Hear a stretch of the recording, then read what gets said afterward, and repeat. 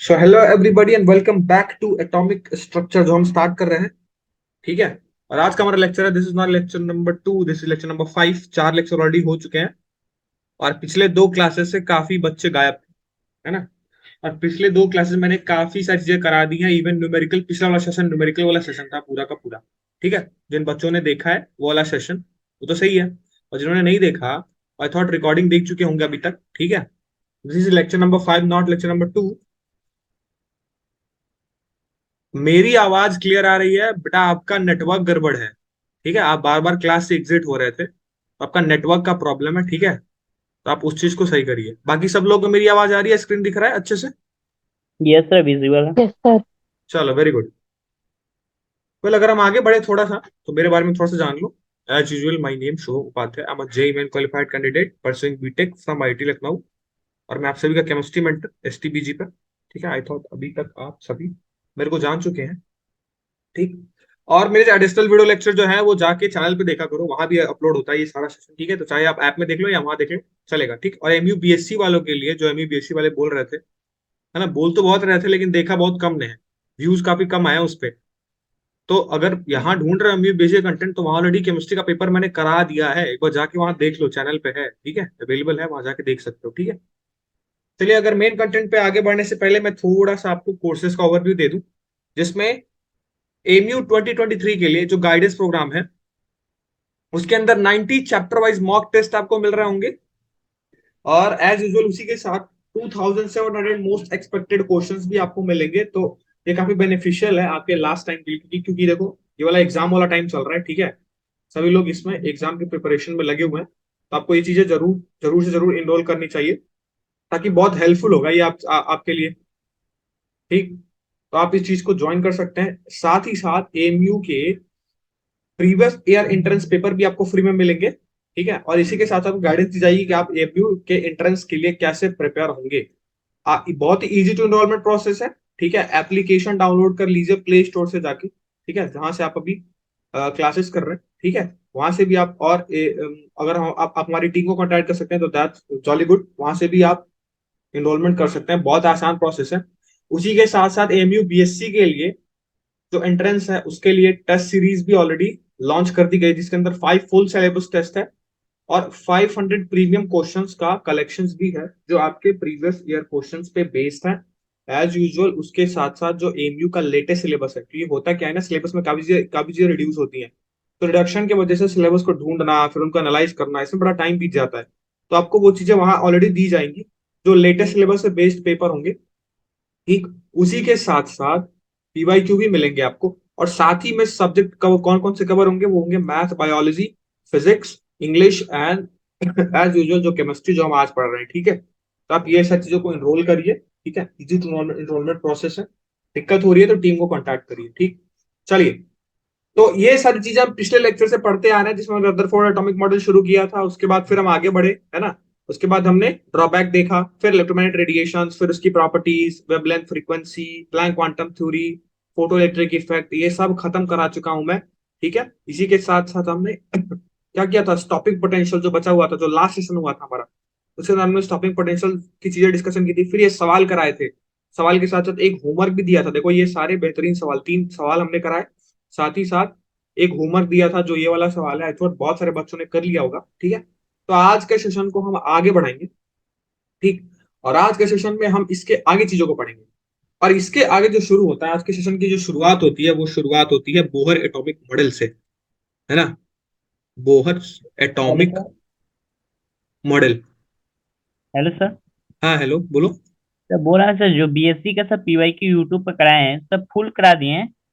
हाँ, उसमें केमिस्ट्री के जितने पॉसिबल क्वेश्चन हो सकते, जितने पिछले 3-4 साल में जितने पेपर के अंदर सवाल आए केमिस्ट्री के, जो मेन यस इंपॉर्टेंट सवाल है, वो सब पिकड अप है। ठीक है।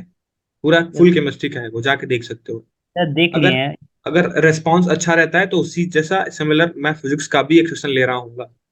ठीक है। यस कमेंट डाउन, अगर रिस्पॉन्स उसका अच्छा रहा, पसंद आए चीजों को, तो आप कमेंट में चीज को शेयर करिए। ठीक। फिजिक्स की भी सेशन आ जाएगी जल्दी ही। ठीक है। फुल फिजिक्स की सेशन। चलिए, आज के लेक्चर की शुरुआत करते हैं बोर एटॉमिक मॉडल से। और देखो जैसे हम एटॉमिक मॉडल पीछे छोड़े थे, कहां तक छोड़े थे? रदरफोर्ड के बाद। उसके बाद हमने इलेक्ट्रोमैग्नेटिक थ्योरी शुरू कर दी थी, फिर हमने पार्टिकल नेचर, वेव नेचर पढ़ा, खत्म कर लिया, ठीक है, सवाल भी कर डाले। अब आज फिर से शुरू होगा एटॉमिक मॉडल वाला सेक्शन, जहां हमने छोड़ा था उसको यहाँ से आगे कंटिन्यू करेंगे। और आज का सेशन शुरू होता है बोर एटॉमिक मॉडल से। अब देखो जैसे जैसे एटॉमिक मॉडल फेल होते गए, रदरफोर्ड का एटॉमिक मॉडल फेल हुआ है ना, जैसे थॉमसन का एटॉमिक मॉडल फेल हुआ, सबसे पहले जॉन डाल्टन उनका फेल हुआ, फिर जैसे थॉमसन का फेल हुआ, फिर आया रदरफोर्ड, उनका भी फेल हो गया। और फिर एट लास्ट आए बोर एटॉमिक, जो एटम को लेके अपना एटॉमिक मॉडल लेके आए, वो थे बोर, नील बोर इनका नाम था, ठीक है। और इन्होंने करेक्शंस किया किस पे? रदरफोर्ड का जो पॉस्टुलेट था उसके अंदर। इन्होंने सबसे पहली चीज तो बोर एटॉमिक मॉडल के अंदर तुमको ये समझनी है कि ये जो एटॉमिक मॉडल है, ये सिर्फ एप्लीकेबल होता है, एप्लीकेबल ओनली फॉर, मतलब बोर एटॉमिक मॉडल को हम कहां लगा सकते हैं? Applicable only for single electron species. ये हमेशा सिंगल इलेक्ट्रॉन स्पीसीज पे ही वैलिड होगा, valid only for single electron species. अब ये सिंगल इलेक्ट्रॉन स्पीसीज का मतलब क्या है, ये सुनो।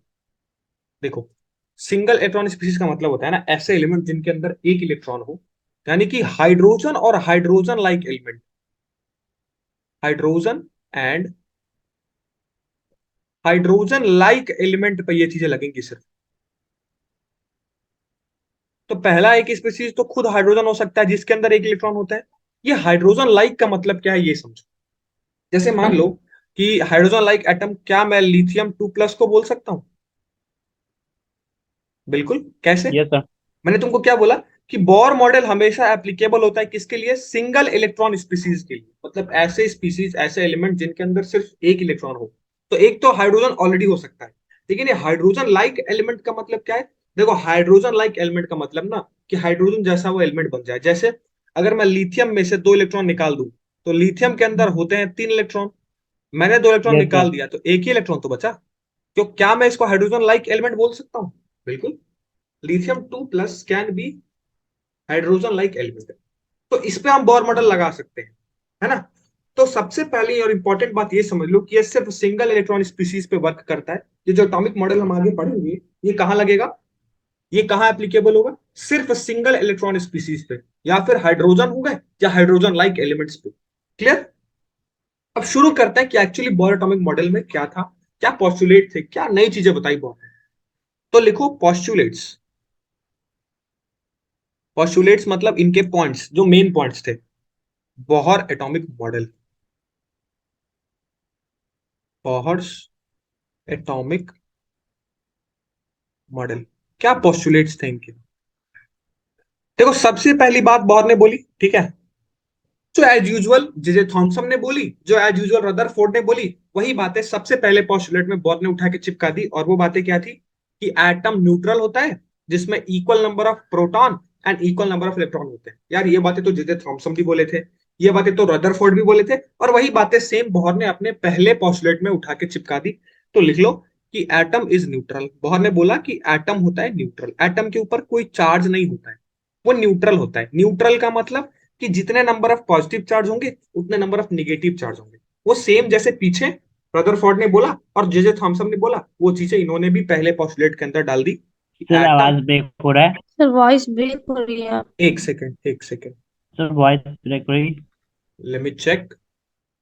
जानते हो, थोड़ा वेदर कंडीशन खराब है, आज भी लाइट नहीं आई है, ठीक है। मतलब एक्चुअली लाइट आई थी रात में, बट अभी करेंटली लाइट नहीं है, ठीक है। लखनऊ में हूँ फिर भी ये हालत है, आई डोंट नो व्हाई। और थोड़ा स्टेबल नेटवर्क कनेक्शन, ब्रॉडबैंड जो होता है ना, उसका थोड़ा सा कनेक्शन जब बादल बादल लग जाता है, तो यार नेटवर्क इश्यू की वजह से थोड़ा क्लास बीच में इंटरप्ट हो गया था। चलो वापस से आगे हम अपनी क्लास को कंटिन्यू करते हैं। तो हम postulates of bore atomic model देख रहे थे, ठीक है, जिसके अंदर हमने ये देखा कि बोर ने वही सिंपल चीजें बोली जैसे पीछे जे थॉमसन और रदरफोर्ड ने बोला कि एटम जो होता है वो क्या है? न्यूट्रल है। न्यूट्रल का मतलब कि कोई चार्ज नहीं है, इन द सेंस कि जितने नंबर ऑफ निगेटिव चार्ज है उतने नंबर ऑफ पॉजिटिव चार्ज है, दोनों मिलेंगे और साथ में क्या होगा? ठीक है, न्यूट्रल हो जाएंगे वो, है ना। तो जो क्लास नहीं पीछे ज्वाइन किए थे वो समझ लो बस अभी शुरू ही हुआ है बोर एटॉमिक मॉडल। इसमें मैंने पहला पोस्टुलेट अभी बताया है कि atom is neutral and contain, ऐसे लिख लो, and contain equal number of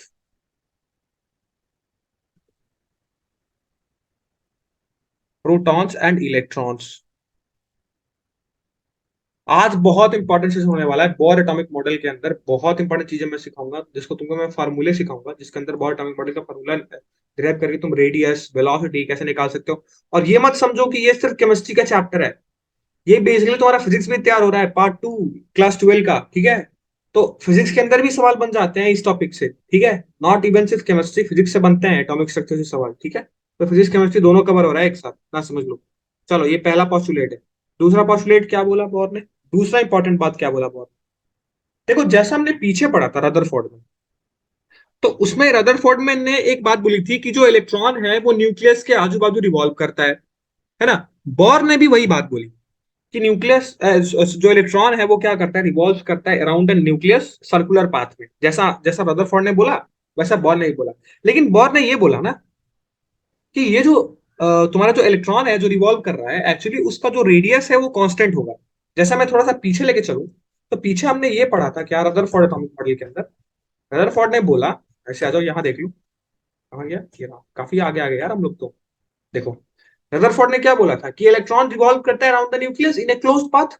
लेकिन मैक्सवेल बीच में आ गए थे, मैक्सवेल आके इन्होंने क्या बोला था कि यार अगर चार्ज जो है वो रोटेट कर रहा है एक सर्कुलर मोशन में, तो एनर्जी निकालेगा, जिसके वजह से इसका जो रेडियस है वो क्या होता जाएगा, छोटे होते जाएगा, छोटे होते होते होते क्या होगा, एक बार न्यूक्लियस में जाके इलेक्ट्रॉन गिरेगा और फिर एटम खत्म, है ना। तो मतलब वो स्टेबिलिटी को एक्सप्लेन नहीं कर पाए थे। तो जो बातें रदरफोर्ड ऑलरेडी बोले थे कि इलेक्ट्रॉन रिवॉल्व करता around the nucleus in a closed path called orbit, वही सेम चीजें वापस ने क्या बोला, बोर ने बोला। फिर आप कहोगे कि सर फिर यहां भी तो मैक्सवेल की थ्योरी लगेगी, वही इलेक्ट्रोमैग्नेटिक इंडक्शन वाली। फिर बोर ने ये बातें कैसे बोली और कैसे प्रूव की? देखो, बोर ने सिंपल सी बात यही बोली ना कि इलेक्ट्रॉन रिवॉल्व तो करता है, लेकिन इसका जो रेडियस जो आप बोल रहे हैं मैक्सवेल साहब की रेडियस इसका छोटे होते जाएगा और छोटे होते होते स्पाइरल शेप में गोले गोले होते हुए न्यूक्लियस में गिर जाएगा, वो नहीं होगा। बोर ने साफ मना कर दिया। बोर ने बोला कि नहीं, उसका रेडियस चेंज नहीं होगा, उसका रेडियस कांस्टेंट ही रहेगा। तो इसका दूसरा पोस्टुलेट ये था कि electron revolve around the nucleus in a circular path with a constant radius, जिसको हम ऑर्बिट या फिर शेल्स बोलते हैं। यानी वहां रेडियस कांस्टेंट नहीं था रदरफोर्ड में, लेकिन यहां बोर ने साफ मना कर दिया, बोला कि रेडियस नहीं घटेगा भाई साहब, रेडियस घटेगा नहीं, रेडियस कांस्टेंट ही रहेगा। यानी कि जो इलेक्ट्रॉन रिवॉल्व करता है वो कांस्टेंट रेडियस से रिवॉल्व करता है। तो अगला पोस्टुलेट में लिख डालो कि electrons revolves around the nucleus in circular path of constant radius, जिसको उन्होंने क्या बोला, नोन एज ऑर्बिट और शेल्स। चलो, खैर ये बातें तो बड़ा कॉमन सी थी, है ना, पीछे भी हम लोग देखे थे और यहाँ भी वो चीजें आ गई। बस इसमें चेंज क्या हुआ कि बोहर ने बोल दिया कि रेडियस चेंज नहीं होगा, रेडियस कांस्टेंट होगा। अब यहां से थर्ड पोस्टुलेट, और यहां से शुरू होता है मेन बोर की थ्योरी। तीसरा पोस्टुलेट है मेन बोर की थ्योरी। और बोर ने तीसरे पोस्टुलेट में क्या बोला कि ये जो इलेक्ट्रॉन है ना, वैसे तो अगर देखा जाए तो एक न्यूक्लियस है और उसके आसपास इनफाइनाइट नंबर ऑफ ऑर्बिट हो सकती हैं। तो बोहर ने ये बातें बोली कि यार रिवॉल्व करने के लिए ना सर्कुलर पाथ जो है वो infinite number of circular path हो सकता है, लेकिन इलेक्ट्रॉन जो है ना वो सिर्फ कुछ फिक्स ऑर्बिट में ही रिवॉल्व करता है और कुछ फिक्स एनर्जी से रिवॉल्व करता है। और उसकी एनर्जी क्या होती है, उसकी एनर्जी जो है वो चेंज तो होती है, लेकिन उसका रेडियस कांस्टेंट होता है। बोर ने क्या बोला, उसकी एनर्जी तो चेंज होती है। आयान अली, बंद करो यार अपना वीडियो, कितनी बार क्लास में बोला जाए, तुम लोग समझते नहीं हो यार। ये सब ऑफ करो, जितने कैमरा नए लोग जितने ज्वाइन हुए हैं सब कैमरा ऑफ करो अपना।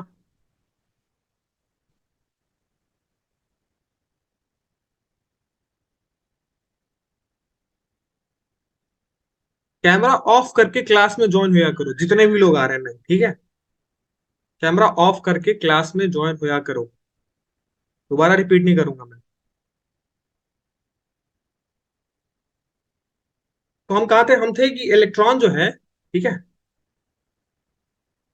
इलेक्ट्रॉन जो थे वो रिवॉल्व करते हैं around the nucleus in a circular path with a constant radius, जिसको हम ऑर्बिट ऑफ शेल्स बोलते हैं। अब देखो, तीसरी चीजें, हम तीसरे पोस्टुलेट पे थे।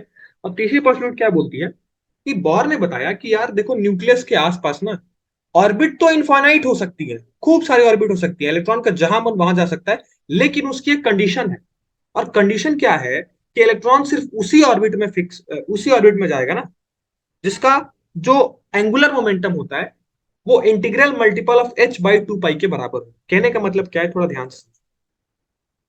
कहने का मतलब ये है कि यार न्यूक्लियस के आसपास n नंबर ऑफ ऑर्बिट हो सकते हैं, उसकी कोई गिनती नहीं है, इनफाइनाइट नंबर ऑफ ऑर्बिट हो सकते हैं, लेकिन इलेक्ट्रॉन जो है ना वो कुछ फिक्स ही ऑर्बिट में रिवॉल्व करेगा, कुछ फिक्स ऑर्बिट में रिवॉल्व करेगा, कुछ फिक्स्ड एनर्जी के साथ रिवॉल्व करेगा। और इन दोनों में कॉमन सी बात क्या है कि उसका जो रेडियस है वो कांस्टेंट रहने वाला है। विथ कांस्टेंट रेडियस मतलब ना तो रेडियस बदलेगा, ठीक है, और दूसरी बात क्या कि वो फिक्स्ड ऑर्बिट के अंदर रिवॉल्व करेगा। अब वो कंडीशन क्या है, इलेक्ट्रॉन किस ऑर्बिट में रिवॉल्व करेगा, वो कंडीशन थी NH/2 पाई। मतलब कि जिस इलेक्ट्रॉन का एंगुलर मोमेंटम, और आपने ये चीजें फिजिक्स के अंदर अगर अभी तक पढ़ ली है, खैर आप तो पढ़ चुके होंगे, मैं ये मान के चलता हूं, तो आपको ये पता होगा कि एंगुलर मोमेंटम का फॉर्मूला होता है MVR। किसको किसको पता है ये? यस सर यस पता है। एंगुलर मोमेंटम यस का सर फॉर्मूला पता क्या है। होता है? MVR। तो यार उन्होंने एक बात ये बोली ना कि इलेक्ट्रॉन सिर्फ उसी ऑर्बिट में रिवॉल्व करेगा ना जिस ऑर्बिट का एंगुलर मोमेंटम MVR बराबर होगा NH/2 पाई के, जहां n को बोलते हैं इंटीग्रल मल्टीपल। इसलिए हम लिखते हैं कि H/2 पाई के इंटीग्रल मल्टीपल के बराबर अगर जिस जिस ऑर्बिट का एंगुलर मोमेंटम होगा, इलेक्ट्रॉन सिर्फ उसी ऑर्बिट में रिवॉल्व करेगा। मतलब यहां बोर ने क्या किया, रदरफोर्ड ने ये बातें नहीं समझी थी, रदरफोर्ड ने ऐसी कोई बात नहीं बोली थी कि इलेक्ट्रॉन फिक्स ऑर्बिट में रिवॉल्व करेगा, लेकिन यहां क्या हुआ, बोर ने ये कंक्लूजन निकाला और बॉन्ड बोर ने ये बातें बताई कि इलेक्ट्रॉन रिवॉल्व तो करता है लेकिन कांस्टेंट रेडियस से करता है। फिर क्या बोल दिया, फिर बोल दिया कि इलेक्ट्रॉन सभी ऑर्बिट में नहीं, वैसे तो पॉसिबल ऑर्बिट इनफाइनाइट हो सकती है, देखा जाए तो इनफाइनाइट नंबर ऑफ ऑर्बिट हो सकती है किसी भी न्यूक्लियस के अराउंड, लेकिन इलेक्ट्रॉन सिर्फ उसी ऑर्बिट में रिवॉल्व करेगा जिसका angular momentum MVR integral multiple of h/2 के बराबर होगा। और ये जो n की वैल्यू है ना, ये n की वैल्यू क्या हो सकती है, ये 1 हो सकती है, 2 हो सकती है, 3 4 5 टिल n। मतलब कि 1.1 नहीं हो सकती, 2.2 नहीं हो सकती, 2.5 नहीं हो सकती, फ्रैक्शन नहीं हो सकती, सिर्फ होगी तो क्या होगी, इंटीग्रल मल्टीपल। इंटीग्रल मल्टीपल मतलब 1 2 3 4 5 6 एंड ऑल। समझ आया? ये पॉस्टुलेट सबको समझ आया? Yes sir. चलो तो इसको नोट डाउन कर लेते हैं, ठीक है। आओ, थर्ड पॉस्टुलेट में यही था, इंपॉर्टेंट था, इसको नोट डाउन कर लेते हैं। अच्छा, थर्ड पॉस्टुलेट, वैसे तो कुल 5 पॉस्टुलेट हैं मेन बोर के, ठीक है, और मैं पांचों कवर अप करूंगा, बट अभी हम तीसरा कर रहे हैं तो आप तीसरा लिख लो कि बोर ने तीसरे में क्या बोला। सबसे पहली बात बोला कि there are infinite number orbit possible, तो there are infinite possible orbits around nucleus, है ना। बट इलेक्ट्रॉन जो है वो कहां रिवॉल्व करेगा, electron revolve only in those orbits, in those orbits whose angular momentum, whose angular momentum is an integral multiple of h/2 multiple pi. of h h by upon 2 pi. 2 pi. कौन है ये? Humayun? Who is this? Off करो क्या अपना video, ठीक है। तो this is the third postulate, this is the third postulate जिसमें बोला कि there are infinite possible orbit. वैसे तो इनफाइनाइट पॉसिबल ऑर्बिट हो सकती है, ठीक है, बट इलेक्ट्रॉन जो है वो उसी ऑर्बिट रिवॉल्व करता है जिसका एंगुलर मोमेंटम किसके बराबर हो, इंटीग्रल मल्टीपल ऑफ h पाई के बराबर हो।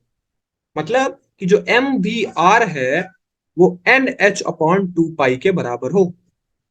जो MVR in the sense angular momentum, पढ़े हो सभी, तो पता है ना एंगुलर मोमेंटम MVR होता है ना। यस सर पता है। दो तरह के मोमेंटम होते हैं, कौन कौन से? लीनियर और angular. Angular angular momentum. Linear momentum क्या होता है? MV। और angular momentum MVR। MBR। Angular momentum किसकी वजह से आता है? रोटेशन की वजह से आता है, ठीक। MVR is equals to NH/2 pi. ये था थर्ड पोस्टुलेट, बड़ा इंपॉर्टेंट है, याद रख लेना। वेयर एन की वैल्यू क्या हो सकती है, 1 2 3 4 5 टिल देन, ठीक है, ये एन की वैल्यू हो सकती है। ये थर्ड पॉस्टुलेट, आई थॉट सबको समझ आ गया, ठीक। Let's move on to next postulate, और नेक्स्ट पॉस्टुलेट भी बड़ा इंपॉर्टेंट है, और वो क्या था भाई, वो देख लो। नेक्स्ट पॉस्टुलेट था कि जो इलेक्ट्रॉन जो है, ठीक है ना, एक एटम के अंदर होता क्या है, एक तो न्यूक्लियस है ना, और अब बोर ने बता दिया कि एक फिक्स ऑर्बिट में इलेक्ट्रॉन रिवॉल्व करता है, तो लेट्स से ये वो ऑर्बिट है जिसके अंदर एक इलेक्ट्रॉन रिवॉल्व कर रहा है। अब होता क्या है, इलेक्ट्रॉन यहाँ क्या कर रहा है, सर्कुलर पाथ पे रिवॉल्व कर रहा है। और आपको ये चीजें पढ़ी है आपने, क्या सेंट्रल जो सर्कुलर मोशन पढ़ा होगा, नॉट सेंट्रल, सर्कुलर मोशन आपने पढ़ा होगा, उसके अंदर ये चीजें पढ़ी होंगी कि जो जो भी चीजें रोटेट करती हैं सर्कल में, उनके सेंटर की तरफ एक फोर्स लगता है, उसको हम सेंट्रीपिटल फोर्स बोलते हैं। किसको किसको याद है, Yes, यस sir. सर, तो पता है विकर्णबल। कि रोटेशन होता है तो क्या होता है, सेंट्रीपिटल फोर्स लगता है। तो यहाँ बोर ने ना उस सेंट्रीपिटल जो फोर्स है उस पर भी कमेंट कमेंट किया, और कमेंट क्या किया अपने पॉस्टुलेट के अंदर, उन्होंने अपना चौथा पॉस्टुलेट बनाया, और उन्होंने ये बताया कि जो इलेक्ट्रॉन है, ठीक है, वो क्या करता है जब रिवॉल्व करता है न्यूक्लियस पे, तो जो सेंट्रीपिटल फोर्स होता है ना, वो centripetal force actually electrostatic force of attraction होता है between nucleus and the electron.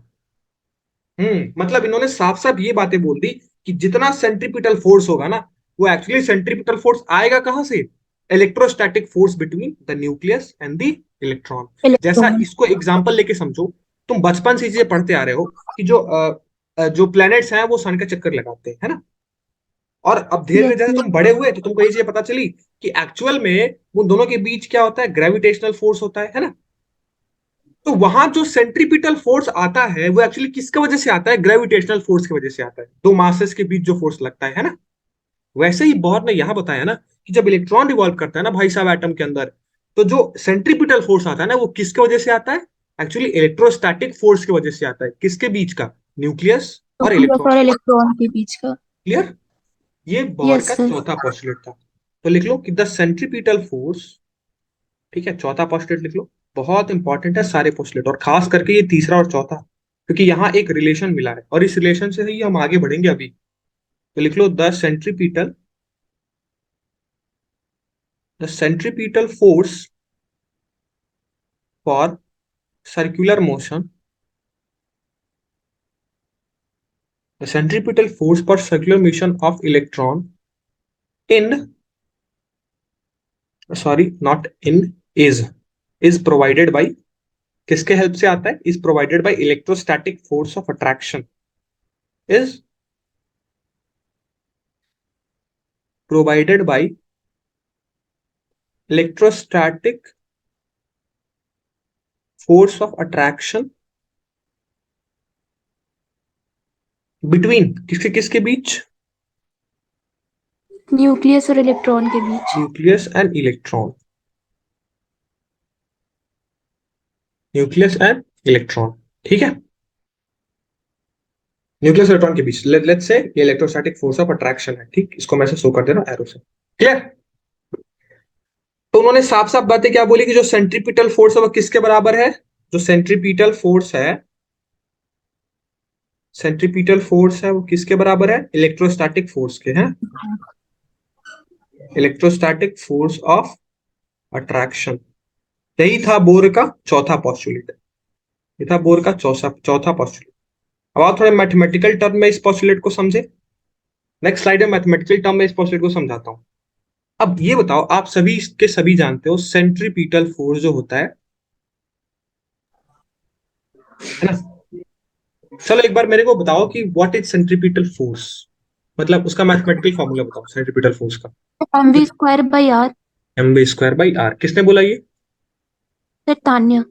चलो गुड, मैं तुम्हारा इंतजार कर रहा था कि क्लास में नहीं हो तुम, क्योंकि तुम डेली कंसिस्टेंट क्लास ज्वाइन करो। चलो, सेंट्रीपिटल फोर्स जो है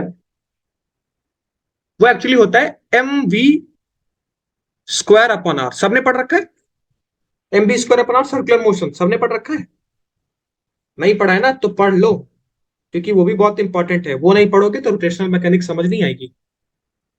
mv² upon r centripetal force का फॉर्मूला होता है, ठीक। तो इन्होंने ये साफ साफ बोल दिया कि centripetal force is equal to electrostatic force of attraction. और यहां इलेक्ट्रोस्टैटिक फोर्स कैसे लिखेंगे, याद करो, कूलॉम्स लॉ पढ़े हो, अरे यार कूलम्ब्स लाई तो K बताना है, इलेक्ट्रोस्टैटिक फोर्स क्या पता होता है, है? अरे K K K Q1 Q2 by R one square। Q two और अपॉन स्क्वायर। आर स्क्वायर, सब पढ़ा है, यही तो होता है इलेक्ट्रोस्टैटिक फोर्स, दो यस सर। चार्जेस के बीच, है ना? तो मैं क्या यहाँ ये लिख दूं उनके पोस्टुलेट से कि M B square upon R is equals to K Q one Q two upon R square. तो क्या गलत होगा? नहीं, बिल्कुल नहीं। जो चीजें यहाँ अंग्रेजी में लिखी गई है, इट मीन्स इंग्लिश में लिखी गई है, वो यहाँ मैथमेटिकल टर्म में लिख दी गई कि M B square upon R equals to K Q two upon R square. अब मेरा सवाल तुमसे ये कि ये बताओ, क्या मैं यहाँ क्या मैं यहाँ Q1 को ZE और Q2 को E लिख दूं? Yes sir। यस कैसे? सर। तो देखो, क्योंकि न्यूक्लियस है, और न्यूक्लियस पे न्यूट्रॉन पे तो कोई चार्ज होता नहीं है। न्यूक्लियस के अंदर क्या होता है भाई? Proton plus neutron. Proton और ठीक neutron। प्रोटॉन। है, लेकिन यस सर। न्यूट्रॉन पे तो कोई चार्ज नहीं है, लेकिन प्रोटॉन पे तो चार्ज होता है। कितना चार्ज है? Yes तो sir। मान लो किसी भी एटम के अंदर Z नंबर ऑफ प्रोटॉन्स होते हैं, है ना, जिसको Z से दिखाते हैं, और एक प्रोटॉन पे इलेक्ट्रॉन के बराबर चार्ज। तो मैं Ze लिख देता हूं, प्रोटॉन यानी न्यूक्लियस का टोटल चार्ज कितना हो जाएगा? Ze के बराबर। और बाहर क्या है? E है। तो मैंने एक चार्ज को Ze मान लिया, दूसरे चार्ज को E मान लिया। तो मैं इसी एक्सप्रेशन को लिख सकता हूं M B square upon R is equals to K ZE into E, Z square हो जाएगा अपॉन आर स्क्वायर। क्या यहां तक किसी को डाउट है? तो आराम से स्थिर होके देख लो और पूछ लो, सर ये क्या किए, कहां से आया, समझ नहीं। किसी को डाउट है? मैं फिर से लिख देता हूँ K Z E square upon R, K Z E square upon R. यहां तक किसी को डाउट है? यहां से यहां तक इस पूरे पोस्टुलेट? No जल्दी sir। बताओ। मैं फिर से रिपीट करता हूँ, किसी को डाउट है तो रोक के अभी नोट पूछ करना लेना, है। सर कैसे हुआ। चलो, आई थॉट किसी को डाउट नहीं है, चलो गुड। यानी यहाँ Q1 की वैल्यू हो गई जेडी के बराबर, Q2 की वैल्यू हो गई ई के बराबर। तो हमने क्या ले लिया? M V square upon R is equal to K Z square upon R square. और यही आपका क्या है? बोर का फोर्थ पॉस्टुलेट है। दो यहां, दो यहां, ठीक। लास्ट पॉस्टुलेट तो बड़ा सिंपल था, नोट कर लो वो भी। लास्ट पॉस्टुलेट में बोर क्या बताते हैं? लास्ट पॉस्टुलेट में बोर ये बताते हैं कि जो इलेक्ट्रॉन जो है, जो रिवॉल्व करता है ना, अपने ऑर्बिट में, वो ना तो एनर्जी को गेन करता है, ना तो नहीं एनर्जी, जो ऑर्बिट की जो एनर्जी है वो, देखो एक्चुअली इलेक्ट्रॉन गेन या लूज एनर्जी को कर सकता है, लेकिन जो ऑर्बिट की एनर्जी है ना वो फिक्स रहेगी, वो नहीं बदलेगी। जैसा तुमने सुना होगा कि इलेक्ट्रॉन जो है वो एनर्जी को लेके, अगर थोड़ा सा भी ये चैप्टर पढ़े होंगे तो तुमने ये चीज पढ़ी होंगी, इलेक्ट्रॉन एनर्जी को लेके हायर ऑर्बिट पे चले जाता है ना?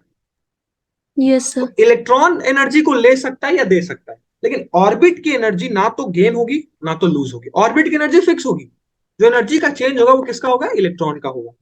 तो लास्ट पॉस्टुलेट में यही बोला, लिख लो कि N electron can neither, sorry लिख लो, हाँ ये भी लिख लो, चलो डायरेक्ट लिख लो, an electron can neither loses nor gains energy. मतलब इलेक्ट्रॉन जो है, अरे सेकेंड, यहाँ नाइदर नहीं, यहाँ कैन होगा, इसको ऐसे लिख लो, electron can lose, electron can lose और gain energy, but the energy of orbit are same, but the energy of orbit are fixed, not same, fixed लिख लो। These are called stationary orbits. These are called stationary orbits, ठीक है। खैर, पांचवा, पहला और दूसरा तो उतना इंपॉर्टेंट नहीं है पॉस्टुलेट, क्योंकि सिंपल सा पॉस्टुलेट है। लेकिन इंपॉर्टेंट कौन सा है? तीसरा और चौथा, जो आपको रिलेशन याद रखना है। क्या? तीसरा क्या था? जो एंगुलर मोमेंटम है वो NH अपॉन 2 पाई के बराबर है, और क्या? Centripetal force M B square upon R, वो बराबर होगा Static के चला जेड गया था। स्क्वायर अपॉन आर स्क्वायर के बराबर। सबको क्लियर हो गया जितने भी बच्चे क्लास में? ठीक है, Yes। क्लियर है। चलो आगे बढ़ते हैं। अब इसके बाद यहां से जो शुरू होता है वो एक्चुअली शुरू होता है तुम्हारा फॉर्मूला वाला पार्ट, जो बोर से डिराइव किए गए, बोर के जो पॉस्टुलेट थे उससे डिराइव किए गए फॉर्मूले वाले पार्ट को। तो सबसे पहला जो आता है बॉर ने जो फॉर्मूला दिया है ना, फॉर्मूला रिलेटेड टू बॉर मॉडल, क्या फॉर्मूला दिया? रेडियस निकालने का, है ना, रेडियस निकालने का फॉर्मूला दिया बॉर ने। तो आओ सबसे पहले लिखते हैं formula related to Bohr atomic model. Formula related to Bohr's atomic model. ठीक, formula related to Bohr's atomic model. कौन कौन से फॉर्मूला जुड़े हुए हैं? सबसे पहले तो nth ऑर्बिट के रेडियस का बॉर ने फॉर्मूला दे दिया, है ना। तो सबसे पहले जो आता है वो आता है रेडियस। ऑर्बिट का रेडियस निकाले कैसे, है ना। जैसे सवाल आ रहा होगा ना कि अगर मान लीजिए आप, चलिए बॉर ने इतने सारे पोस्टुलेट तो बता दिए कि न्यूक्लियस के अराउंड इतने सारे ऑर्बिट्स हैं। अब कोई चाहे कि उस ऑर्बिट का हमको रेडियस चाहिए भाई, तो हम कैसे निकालेंगे? तो बॉर ने बोला इसका भी सोल्यूशन है हमारे पास। हम आपको रिलेशन देते हैं, हम आपको रिलेशन देते हैं अपने पोस्टुलेट से, ताकि आप nth ऑर्बिट तक रेडियस निकाल सके, है ना। तो हम nth ऑर्बिट के लिए पढ़ लेंगे। फिर जहां हमको लगाना है, जिस ऑर्बिट में लगाना है, फर्स्ट में, सेकंड में, थर्ड में, जिसको सेल बोलते हैं, ऑर्बिट बोलो या सेल बोलो एक ही बात है। First cell, second cell, third cell, तो हम एन की वैल्यू या फिर जेड की वैल्यू जिस हिसाब से उसका रेडियस का एक्सप्रेशन होगा उसमें पुट करेंगे, आंसर आ जाएगा। अब सबसे पहले तो देखो कि रेडियस का एक्सप्रेशन होता क्या है। तो लिख लो पहला जो है टर्म है वो क्या है? Radius of nth orbit, nth Bohr orbit लिख लो, nth ऑर्बिट, इसका लिख लो बोहर की ऑर्बिट, है ना। क्या था? अब देखो रेडियस का एक्सप्रेशन निकालने के लिए थोड़ी सी डेरिवेशन है यहाँ, तो डेरिवेशन को देख लो। क्योंकि कई बार देखो सवाल आते हैं ना कि मास बदल दिया, क्योंकि डेरिवेशन के अंदर देखो वैसे तो शॉर्टकट फॉर्मूला सबको पता है ना। पता है कि नहीं? 0.53 N square by Z Yes, angstrom, याद किया हो ना। sir. लेकिन Yes, वो ट्रिक कभी कभी काम आती है। आजकल जो सवाल बन रहा है ना वो एक्चुअली मास वास बदल दे रहा है, बोल रहा है इलेक्ट्रॉन का चार्ज बदल गया, मास बदल गया, तो तुमको पूरा एक्सप्रेशन आना चाहिए। इसलिए मैं यहाँ डेरिवेशन तुमको करा दे रहा हूँ, देख लो, समझ लो। ठीक है, जो रेडियस ऑफ एनएच ऑर्बिट है वो एक्चुअली आया कहां से, थोड़ा वो समझो। हम पूरा ये डिटेल में कवर कर रहे हैं lecture up to the mark of JEE. ठीक है, तो मैं फुल फुल कंटेंट दे रहा हूँ। चलो आओ देख लो। पीछे हमने क्या पढ़ा? पीछे हमने दो पोस्टुलेट पढ़े, इन दोनों पोस्टुलेट को जरा पकड़ो। पहला पोस्टुलेट पढ़े M B R equals to NH upon 2 pi, और दूसरा पोस्टुलेट था M B square R equals to K Z upon R square, है ना। तो इन दोनों पोस्टुलेट को थोड़ा साइड में लाते हैं। आओ इनसे बोलो वी नीड टू टॉक, इधर आ जाओ भाई। इनको हमने इधर बुला लिया, K Z square upon R square, और दूसरा क्या था? M V R is equals to NH upon 2 NH pi. Upon 2 pi. अब यहां से देखो तो थोड़ा सा मैं वैल्यू को सब्स्टिट्यूट करता हूं, किसकी वैल्यू को? वेलोसिटी को पकड़ो। देखो याद रख लो, जब भी तुमको रेडियस निकालना है तो वेलोसिटी वाले एक्सप्रेशन को पकड़ो। तो वेलोसिटी वाला एक्सप्रेशन यहां से क्या हो जाएगा? ये हो जाएगा N H upon 2 pi mr। Clear? लिख सकते हैं यस सर। वेलोसिटी को। यस सर, ऑब्वियसली लिख। बेसिक सा मैथ है, सबको पता है, लिख तो सकते हैं। अब क्या करो ना, इस वेलोसिटी के एक्सप्रेशन को उठाओ और यहां पुट कर दो। Let's say this is equation 1, है ना। और ये जो निकला इसको इक्वेशन 2 बोल देता हूं, तो लिख दो पुट इक्वेशन 2 इन इक्वेशन 1। जब आप इस वेलोसिटी के एक्सप्रेशन को यहां पुट करोगे तो ये एक्सप्रेशन किसके बराबर आएगा? आ जाओ इधर नोट कर लेते हैं साइड में। m अपॉन आर, इसको बाहर रखो, और वेलोसिटी की जगह ये पूरा एक्सप्रेशन पुट कर दो।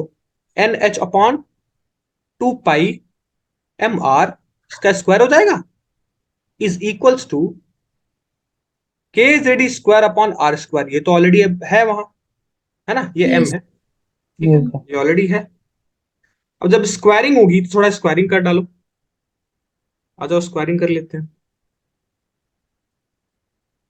अब जब स्क्वायरिंग करोगे तो m बाई आर ये हो जाएगा N square H square upon 4 pi square m square R square is equals to K Z square upon R square. Clear? अब ये आर स्क्वायर से ये स्क्वायर कट गया, सही है, आर स्क्वायर से ये स्क्वायर कट गया, और ये जो आर वाला टर्म दिख रहा है इसको तुम ये वाले साइड भेज दो। तो मैं इसको ऐसे लिख सकता हूं, M N square H square upon 4 pi square M square, और ये के जेड स्क्वायर है, इसको नीचे डाल दो, और आर चला गया इधर, है ना। इस आर को मैंने इधर भेज दिया। क्लियर? क्लियर? Yes, sir. यहां तक किसी को डाउट है अभी? No sir. किसी को डाउट है? नहीं। अब देखो अब क्या होगा, एक एम से ये नीचे एम स्क्वायर है ना, तो कट गया। यानी रेडियस का फाइनल एक्सप्रेशन मैं क्या लिख सकता हूं?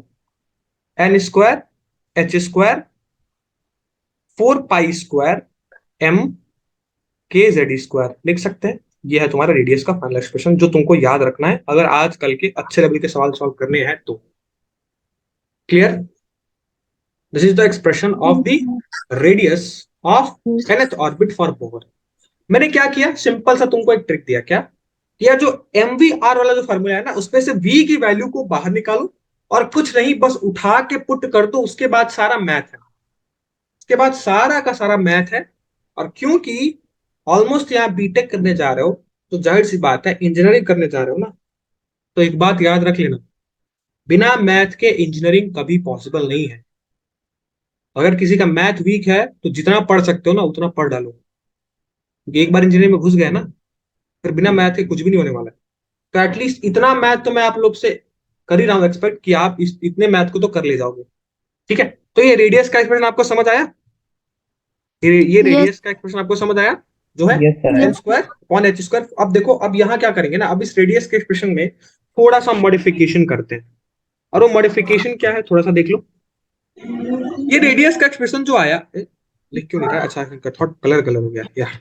अब देखो, जो रेडियस का एक्सप्रेशन आया इसको मैं थोड़ा सा बाहर निकालता हूँ। रेडियस का एक्सप्रेशन क्या था? N square H square upon, repeat after me, 4 pi square, और क्या था?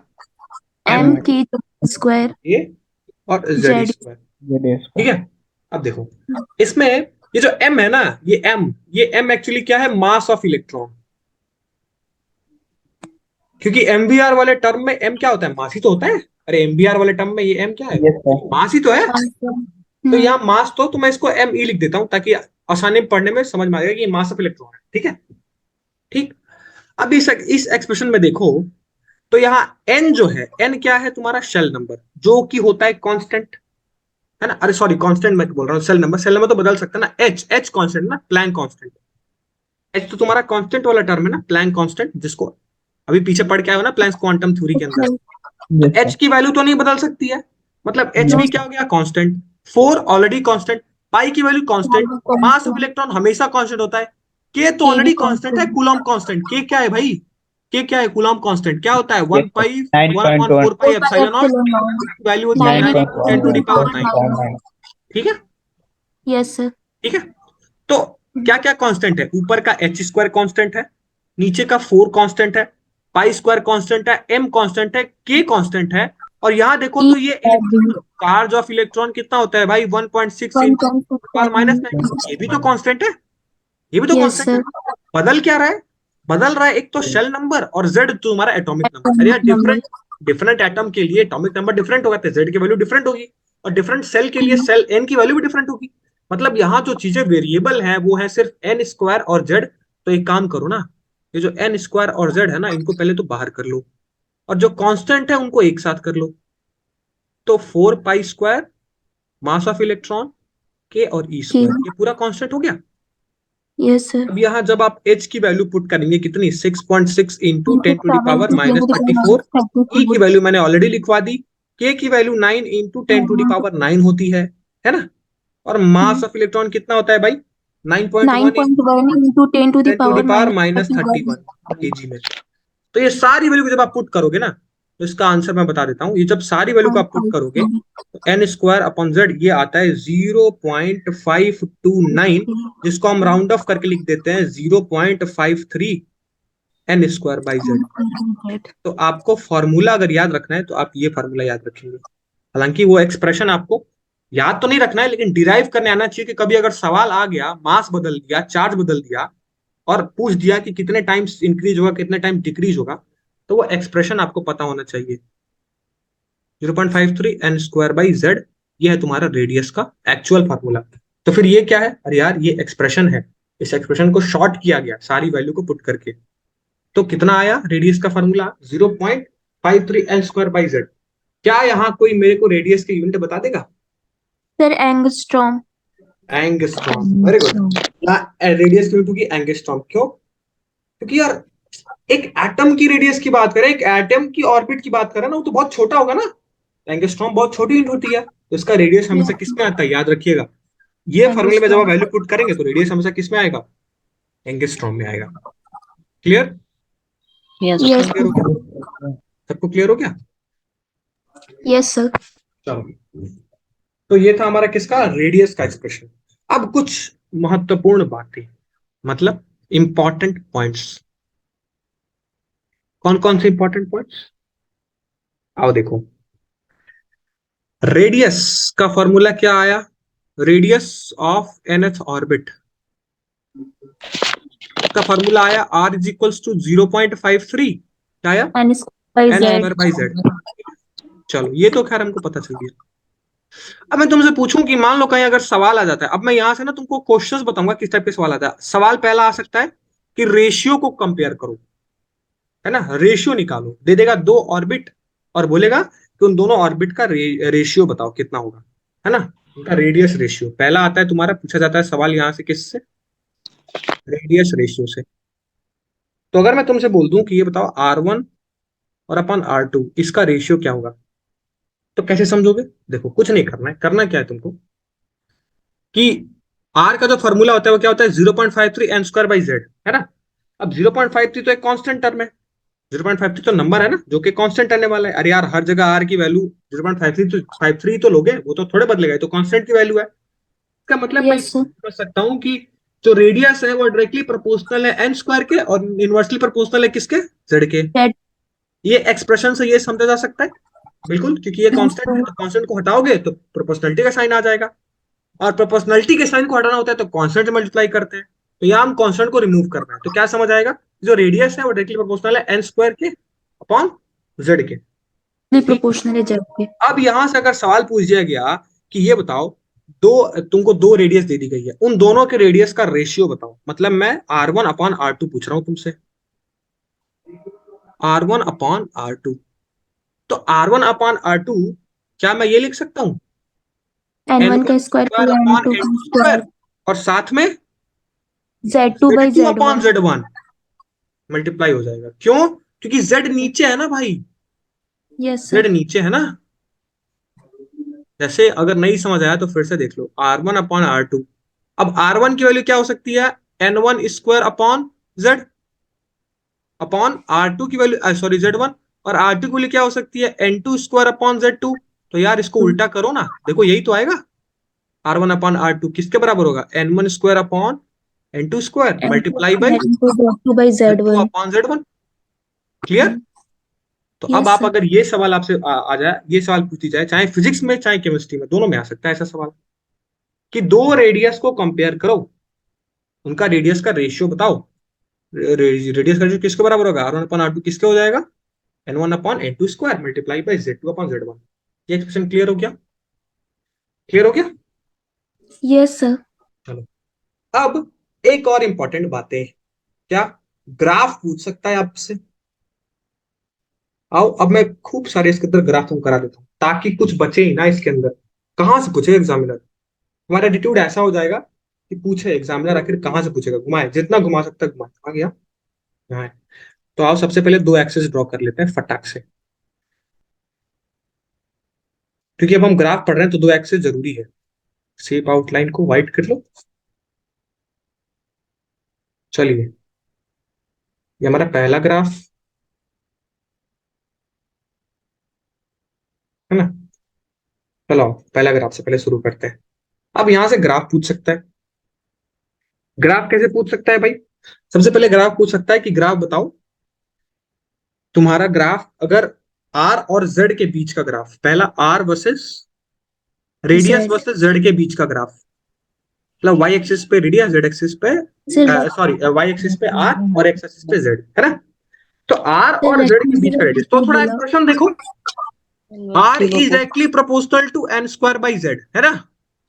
हम्म. तो यहां देखो हम करते क्या है ना, जब भी तुम्हारा रेडियस के बीच का ग्राफ को स्टडी करते हैं ना, तो यहाँ कितनी क्वांटिटी है, दो है। कौन कौन सी, एक तो एन है और दूसरा क्या है, जेड है। रेडियस के एक्सप्रेशन में कितनी क्वांटिटी है, दो है वेरिएबल। कौन कौन सी, एक तो एन N और और Z. दूसरा Z। हम एक्चुअली करते क्या है ना कि जब भी ग्राफ सीखते हैं ना, तो हम दोनों में से किसी एक क्वांटिटी को कांस्टेंट मान लेते हैं। तो जब भी सवाल आएगा ना, तो दोनों में से किसी एक को कांस्टेंट मान के पूछेगा। तो मान लो उसने दे दिया कि keeping N constant, keeping an, Constant. मतलब कि रेडियस का जो एक्सप्रेशन है वो एन स्क्वायर बाई जेड है, इसमें आपने एन को मान लिया कांस्टेंट।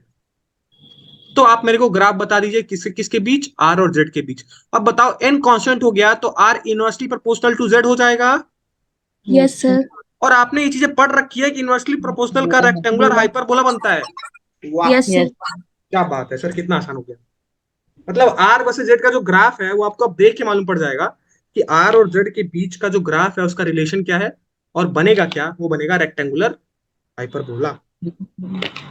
क्लियर, सबको क्लियर। इसको यस सर। कंपेयर करोगे तो क्या पता चलेगा, y इज इक्वल्स टू क्या है, कांस्टेंट अपॉन x, है ना, यही है ना, इसी का तो यस रेक्टेंगुलर हाइपरबोला बनता है, यही तो रेक्टेंगुलर हाइपरबोला बनता है, पढ़े हो ना एक मैथ के अंदर, ये रेक्टेंगुलर हाइपरबोला होता है। चलिए सिमिलरली अब मैं आपसे पूछता हूं कि ग्राफ बना दीजिए किसके किसके बीच, आर वर्सेस एन आर के बीच। वर्सेस 1/z के बीच का ग्राफ पूछता हूं। डायरेक्टली अब मैं किसके सर किसके बीच, आर वर्सेस, यह थोड़ा अच्छे से लिख देता हूं। अब मैं किसी किसके बीच का ग्राफ आपसे लिखवाना चाहता हूं। अब देखो आप खुद बताओगे ग्राफ का आंसर देख के ही, आर वर्सेस 1/z, और यहां भी क्या करता हूं, कीपिंग एन कांस्टेंट, अभी एन को कांस्टेंट रखते हैं, keeping N. Sir straight line बनेगी। Very good. कि देखो अगर एन कांस्टेंट हो गया है ना, तो अब मैं 1/z मान रहा हूं ना, यानी ये क्या हो जाएगा, एन कांस्टेंट हो गया तो ये 1/z है, ये डायरेक्टली प्रोपोर्शनल हो जाएगा ना अब इसके, यानी यहां क्या बनेगा, y is equals to mx, yes sir. y is equals to mx। और इसका ग्राफ का नेचर कैसा होता है भाई, स्ट्रेट लाइन। सर। हो गया आसान, हो गया इजी, देखो कितना इजी हो गया। और इसी को उठा लेते हैं कॉपी करके नीचे। तुम्हारे अंदर ये एटीट्यूड होना चाहिए कि आप पूछे एटॉमिक स्ट्रक्चर से आखिर कहां से सवाल पूछेगा। तो इसका ग्राफ स्ट्रेट लाइन मार दिया जाए, चलो स्ट्रेट लाइन मार दिया, कितना हो गया 1/z, और यहाँ क्या है तुम्हारा r। क्लियर, सबको क्लियर हो गया। Yes sir. Yes sir. चलो ये हमारा दूसरा ग्राफ, ठीक, जितने पॉसिबल नंबर ऑफ ग्राफ सकते हैं ना मैं सब करा देता हूँ, ठीक। चलो अब जैसे कि हम लोग n को कांस्टेंट किए थे, अब सेम चीजें करो किसी किसके लिए, z को कांस्टेंट करके। तो आओ नेक्स्ट स्लाइड में कर लेते हैं इसको, r वर्सेस, पहला ग्राफ वही r वर्सेस किसका, n का, एन का। है ना, r वर्सेस, कहां गया कहां एन। गया, चलो एक काम करते हैं ना, अब जैसे कि हमने r वर्सेस z का ग्राफ लिया ना, अब वैसे r वर्सेस n के ग्राफ के लिए करते हैं, ठीक है, r वर्सेस n के लिए। और इस बार क्या, किसको कांस्टेंट रखेंगे, वहां हमने z का लिया था तो n को कांस्टेंट किए थे, यहाँ n का ले रहे हैं, r वर्सेस n का ग्राफ ले रहे हैं तो z को कांस्टेंट कर देंगे, है ना, कीपिंग z कांस्टेंट। तो रेडियस का फॉर्मूला क्या होता है भाई, n स्क्वायर बाई z। अब z तो तुम्हारा कांस्टेंट हो गया, z क्या हो गया, कांस्टेंट। तो क्या तुमको यहां से कुछ चीजें नजर आ रही हैं, yes sir, that r directly proportional to n square, लेकिन हमको यहाँ r वर्सेस n चाहिए ना, तो क्या मैं इसको y is equals to X square का ग्राफ बोल सकता हूँ, क्योंकि x एक्सिस पे n है, और y इक्वल्स टू एक्स का, इस x का ग्राफ क्या होता है, parabola mouth opening word, parabola बनता है ना, पैराबोला होता है। Yes sir. Parabola mouth opening word, मतलब इसका मुंह किधर खुलेगा, ऊपर वाले साइड, y एक्सिस के ऊपर साइड। से। मतलब अगर मैं क्या r वर्सेस z का ग्राफ बनाता हूं तो मैं क्या करता हूं, यहीं से दो एक्सिस फटाक से कॉपी कर लेता हूं, आ गया ये रहा, ठीक, अरे एक सेकेंड, चलिए ठीक। तो अब इसका जो ग्राफ बनेगा वो क्या बनेगा भाई, ऐसा बनेगा, पैराबोला। अरे पैराबोला, कैसा पैराबोला, ऊपर की तरफ, किसके तरफ, वाई एक्सिस की तरफ। देखो मैं ना, अगर तुमको समझ नहीं आता ना कि कैसे पैराबोला अपवर्ड पैराबोला डाउनवर्ड होगा, तो मैं एक ट्रिक बता देता हूँ। देखो यहाँ देखो, यहाँ पावर किसके ऊपर है, एक्स के ऊपर है ना, तो जिसके ऊपर पावर नहीं होगा ना उस साइड मुंह खुलेगा। मतलब अगर आंसर इसका, अगर इसको X square equals to Y बनाना होता है ना, सेम ही हो गया equation, square equals to Y, इसको ऐसे समझ लो, Y square equals to X होता ना, अगर Y square equals to X होता तो इसका ग्राफ कैसे बनता, अगर मैं Y square equals to X बनाता तो डाउनवर्ड इस बार पता है पैराबोला कैसा बनता, इस बार ऐसे बनता, डाउनवर्ड। क्यों, यस। क्योंकि देखो जिसके ऊपर पावर नहीं है ना उसके उधर को उसके माउथ को खोल दो। अब यहाँ y के ऊपर कोई पावर नहीं है तो y की तरफ इसके माउथ को खोल दो। यहाँ x के ऊपर कोई पावर नहीं था इसलिए मैंने x के साइड इसके माउथ को खोल दिया। बस इसे समझ सकते हो कि जिधर पावर नहीं है उस साइड उसका माउथ को ओपन करना है। तो ये हम ऐसा बना सकते हैं। क्लियर? y एक्सिस पे क्या है r है, एक्सिस पे क्या है n है। सिमिलरली अब अगर मैं तुमसे बोलता हूं कि मुझे r वर्सेस n स्क्वायर का भी ग्राफ बना दो तो वही सेम हो जाएगा, डायरेक्टली प्रोपोर्शनल। z को कांस्टेंट कर दो, z को कर दो कांस्टेंट। कांस्टेंट। तो अगर आप z को यहां फिर से कांस्टेंट कर देंगे तो अब देखो y वर्सेस n स्क्वायर चाहिए हमको, y वर्सेस n स्क्वायर चाहिए। तो दो स्ट्रेट एक्सिस लाइन बनेगा। यहां ड्रॉ कर लेता हूं। अब सिमिलरली देखो ना y एक्सिस जब आप यहां कांस्टेंट करोगे तो यहां क्या हो जाएगा, यहाँ r है, यहाँ इस बार देखो n स्क्वायर हो गया। तो अब अगर स्ट्रेट लाइन z कांस्टेंट हो गया तो directly proportional to n square यहाँ साफ साफ तुमको दिख रहा है। डायरेक्टली प्रोपोर्शनल यस का सर। मतलब यहाँ क्या बनेगा, यहाँ बनेगा straight y is line equals to mx। और plus y equals to mx again वही क्या है, straight line. Straight line. Clear? ये लाइन थोड़ी टेढ़ी हो जा रही है ड्रॉ करने में बट ये एक्चुअली है स्ट्रेट लाइन। ठीक है, मान के चलिएगा इसको। ठीक, मिटा के फिर से ड्रॉ कर देता हूँ। y इक्वल्स टू mx वाला ग्राफ बनेगा, y is equals to mx। ठीक है, क्लियर? तो चार ग्राफ यस ही आपने पढ़ लिया, रेडियस पढ़ लिया, अब कुछ नहीं बचा रेडियस के अंदर। क्लियर हो गया सबको? यस तो सर। ये था तुम्हारा रेडियस के लिए। सिमिलरली अब हम आगे बढ़ते हैं और आगे बढ़ के एक्सप्रेशन किसके लिए करते हैं, वेलोसिटी के लिए। जैसा रेडियस है वैसे अगर आपको वेलोसिटी निकालनी हो nth ऑर्बिट की, है ना, इलेक्ट्रॉन की वेलोसिटी nth ऑर्बिट में क्या होगी, अब उसका एक्सप्रेशन हम देखें। आओ अगला है वेलोसिटी ऑफ nth ऑर्बिट, जो कौन सा ऑर्बिट है, बोर का ऑर्बिट है ना। और इसका इसका एक्सप्रेशन हम देखते हैं। सिमिलरली वही दो पोस्टुलेट जो पीछे आपने उठाए, कौन कौन से, रिपीट आफ्टर मी, mv स्क्वायर अपॉन r, और क्या था, 3 स्क्वायर बाई आर स्क्वायर। चलो ठीक है, और दूसरा क्या था, M V R equal to is N H equals upon two N H upon two two pi. Pi. Very good, ठीक, N H upon two pi. ठीक है, चलो अब देखो, अब जैसा हमने पीछे क्या किया था कि वेलोसिटी का एक्सप्रेशन उठाया था और इसमें पुट किया था तो हमको रेडियस मिला था। अब देखो उल्टा कर दो, हमको रेडियस चाहिए, सॉरी वेलोसिटी चाहिए। तो इस बार क्या करो, रेडियस को यहां से उठाओ और ले जाके वहां पुट कर दो। तो यहां से अगर मैं रेडियस की वैल्यू को सब्सटीट्यूट करूंगा तो ये क्या हो जाएगा, mv को नीचे भेज दो, N H upon two pi mv। Clear? Let's say this is equation number 2, this is equation number 1। Now उठा के और पुट कर दो, पुट इक्वेशन 2 इन इक्वेशन 1। अब थोड़ा सा पुट करने से पहले मैं यहाँ इक्वेशन 1 को मॉडिफाई करता हूँ। क्या, ये देखो एक आर से ये वाला आर कट जाएगा, कट जाएगा, यस एक आर सर। से ये वाला आर कट जाएगा। अब यहाँ देखो, यहाँ हमको रेडियस का एक्सप्रेशन चाहिए, अब हमको निकाल के यहाँ पुट करना है। तो एक काम करो, इस आर को उधर भेज दो, इसको नीचे भेज दो। ये वाले आर को पहले आओ वैल्यू पुट कर लो तो ज्यादा आसान रहेगा।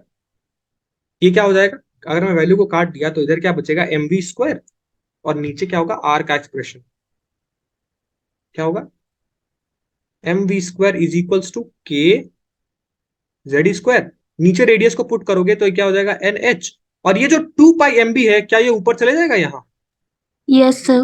बिल्कुल।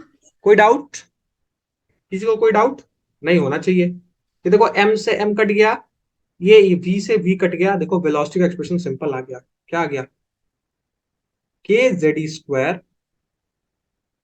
2 pi upon N H, K Z square 2 pi upon N H. ये तुम्हारा वेलोसिटी का एक्सप्रेशन। क्लियर? क्लियर हो गया? Yes sir. ये वेलोसिटी का यस सर। एक्सप्रेशन है। अब सेम चीज वही करो, क्या, जैसे हमने रेडियस के लिए, क्या ये फार्मूला हमको याद रखना है, नहीं, फार्मूला ये याद नहीं रखना है, तरीका आना चाहिए निकालने के लिए। ये तो एक्सप्रेशन था कि कहां से आया मैं तुमको बताया, क्योंकि ये पूरा डिटेल लेक्चर है तो हमको सब कुछ डिटेल में, ठीक है। अब अगेन वही, जैसे जो फार्मूला याद रखना है सर वो बताइए, तो आओ देखते हैं वो वाला फार्मूला। तो यहां से वही सेम चीज करो, क्या क्या कांस्टेंट है, देखो के कांस्टेंट है, ई की वैल्यू कांस्टेंट है, 2 कांस्टेंट है, पाई कांस्टेंट है और एच कांस्टेंट है। तो अगेन क्या करो, बाहर निकाल दो, किसको, z अपॉन n को बाहर कर दो और सबको कांस्टेंट को एक साथ कर दो, तो क्या हो जाएगा, K E square 2 pi upon H. अब ये पूरी वैल्यू जब आप पुट करेंगे तो this will be equals to 2.18 into 10⁻6, और साथ में क्या है, मल्टीप्लाई में क्या है, z बाई एन। तो ये आ गया तुम्हारा वेलोसिटी का भी एक्सप्रेशन। इसका आंसर होगा मीटर पर सेकेंड। आंसर क्या होगा, मीटर पर सेकेंड। वहां जो यूनिट थी वो क्या थी, एंगस्ट्रॉम, और यहां यूनिट क्या रहेगी, मीटर पर सेकेंड। ये तुम्हारा वेलोसिटी का एक्सप्रेशन हो गया। अब सेम चीज भाई अगर यहां भी रेशियो का सवाल पूछा जाए तो आप क्या करेंगे, अब तो आप कर ले जाओगे जैसा हमने पीछे किया है ना। आवाज आ रही है मेरी, यस Yes. सर। आवाज आ रही है ना। अब वेलोसिटी का रेशियो चाहिए तो आप क्या Yes. करोगे भाई, v1/v2। जैसा कि हम जानते हैं कि v जो है वो क्या है, डायरेक्टली प्रोपोर्शनल हो जाएगा z/n के, जैसा हमने रेडियस को किया था है ना। ये कांस्टेंट को जब बाहर निकालोगे तो v डायरेक्टली प्रोपोर्शनल हो जाएगा z/n है ना। अगर मैं रेशियो पूछता हूँ v1/v2, क्या हो जाएगा, z1/z2 multiply by n2/n1। N2/N1. देखो आप सब बोल रहे हो, ठीक है, वेरी गुड। सबको समझ आ गया, सबको समझ आ गया, Yes, sir. चलो यस वेरी सर। गुड। अब यही जो ग्राफ वाला सेक्शन है ये आप अपने से ड्रॉ करेंगे, ठीक है, ये आप सभी का होमवर्क।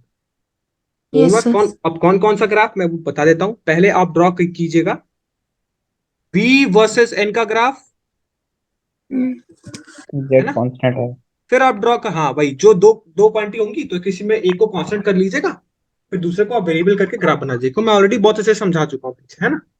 फिर आप ड्रॉ Yes. करिएगा v वर्सेस 1/n का ग्राफ, n का ग्राफ फिर 1/n का ग्राफ, ठीक, v वर्सेस n का ग्राफ, और फिर ड्रॉ करिएगा v versus 1 1 by upon n. n का ग्राफ।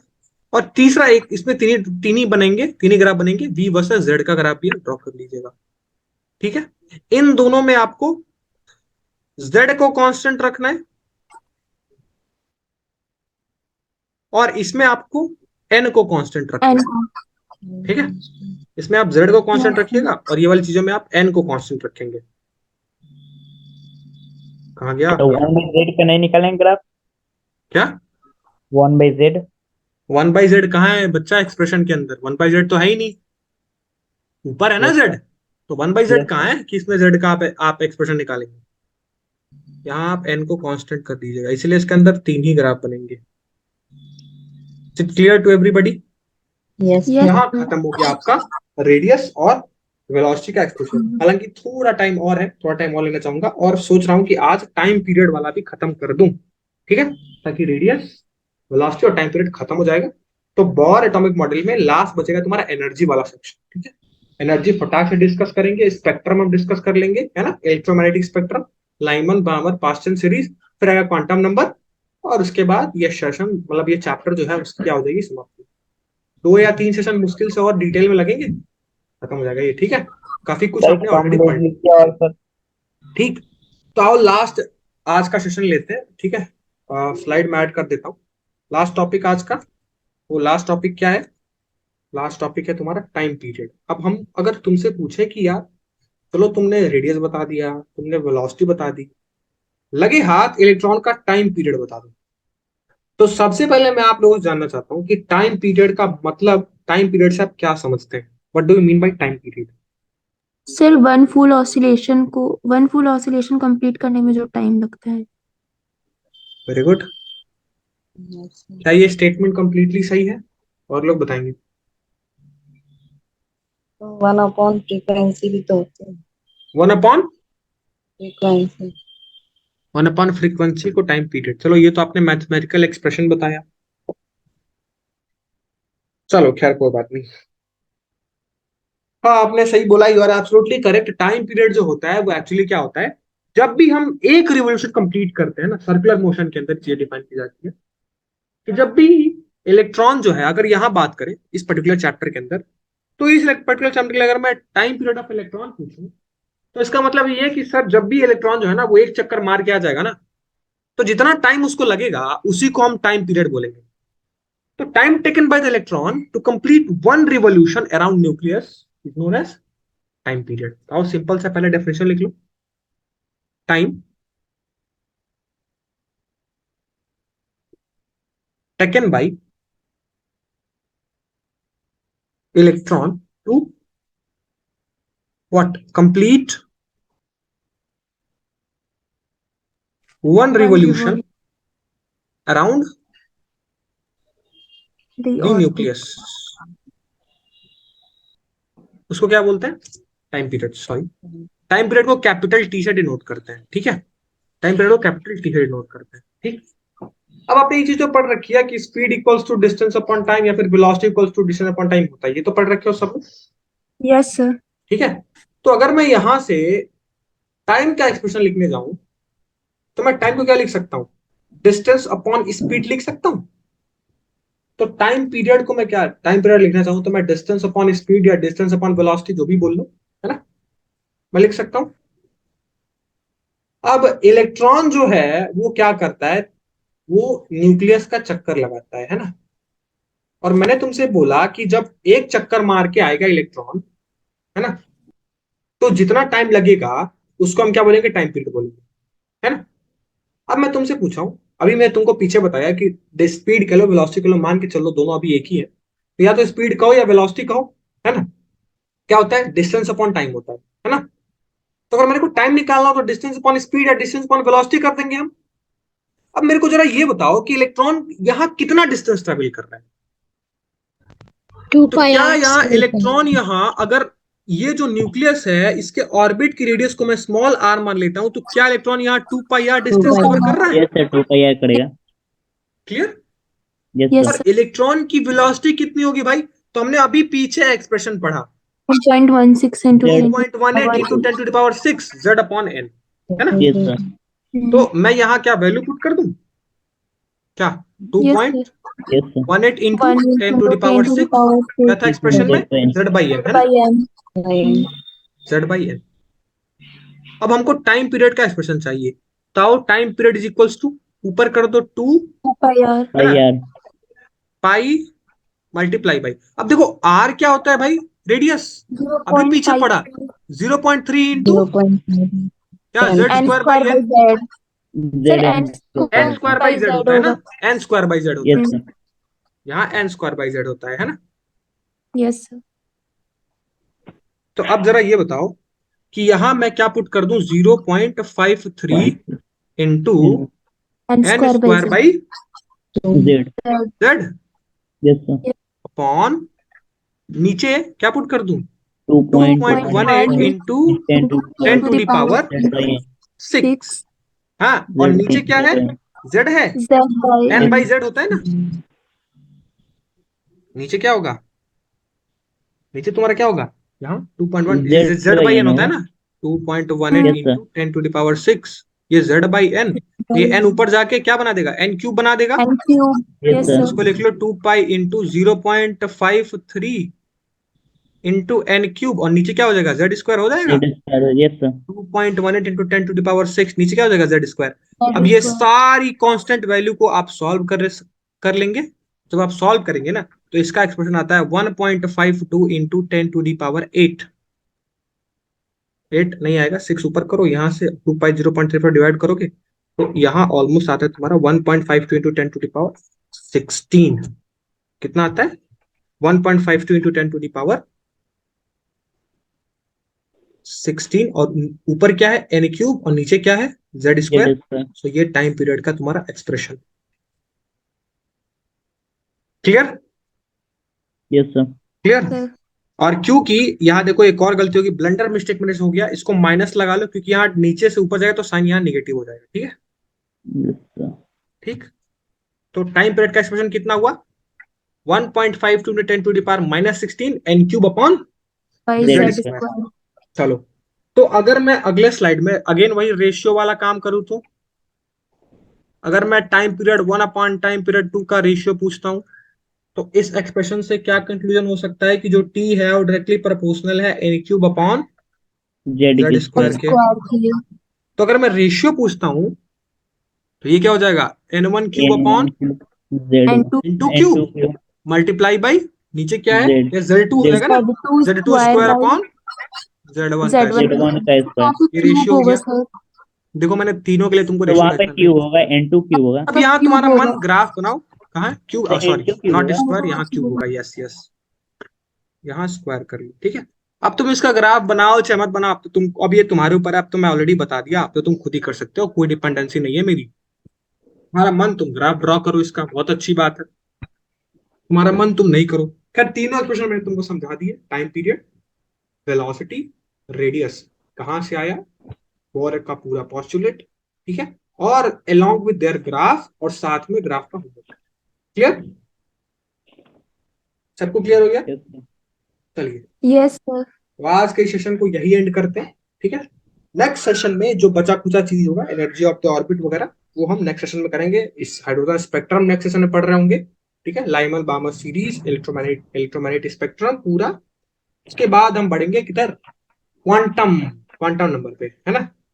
जब आप इंजीनियरिंग में आओगे तो इंजीनियरिंग फिजिक्स के अंदर आपको क्वांटम फिजिक्स पढ़ना पड़ेगा, एक चैप्टर है ना, तो वहां अच्छे से पढ़ना ही है, ठीक है।